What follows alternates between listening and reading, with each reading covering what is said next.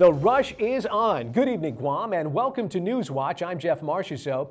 It's tax day, and if you haven't already filed, you have until 11:59 to do so. Traffic jams clogged the southbound entrance to the Department of Revenue and Taxation today. Highway Patrol directing vehicles in and out of the Rev and Tax parking lot between westbound 16 and Rev and Tax headquarters. Jennifer Rabigo has more. It was an extremely busy day at the Department of Rev and Tax as last-minute tax filers poured in by the thousands. Tax specialist Antoinette Donato says if you still haven't filed, there's still time, and you can drop your tax forms even after hours through a drop box located in front of the building. That drop box will be available up until 12 midnight. What it is someone will come and check the box at 12 midnight and unload the box. Anything dropped after 12 midnight is going to be considered late. You have to use a 1040. Those are not available for e-filing. Just the 1040 EZs are available for e-filing.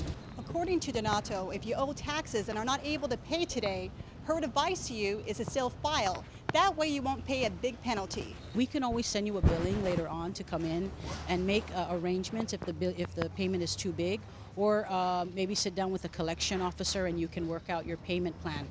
Donato says rushing through this process will sometimes result in common mistakes and delay the processing of returns, such as not signing your return, attaching the wrong W-2s, or even not providing the correct Social Security numbers for your dependents. Reporting for Guam Newswatch, I'm Jennifer Rabigo.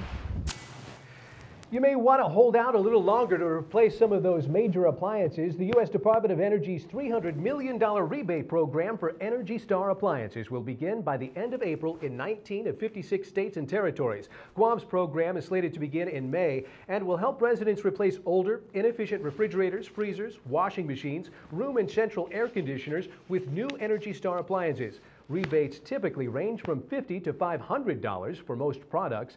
Guam's mail-in rebate program is loaded with $166,000 in stimulus funds. For more information, contact the Guam Energy Office.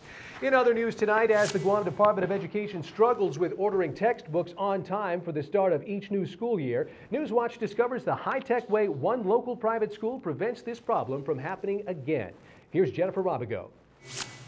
St. Paul's Christian School began using e-books or electronic books 2 years ago and has found them to be effective and cost efficient.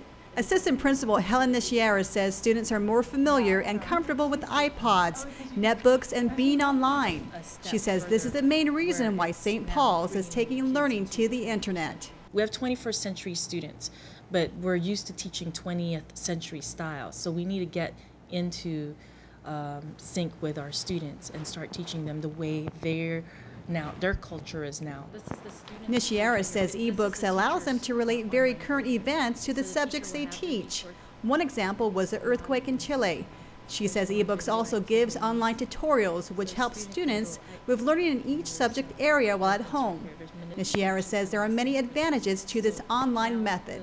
We don't have to worry about students losing their books, student damaging their books, vandalism of the textbook, because everything is online.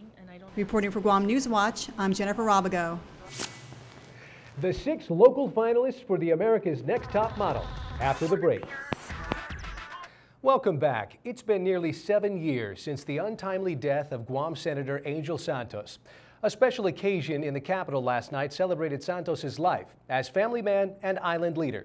David Macaluso has the story.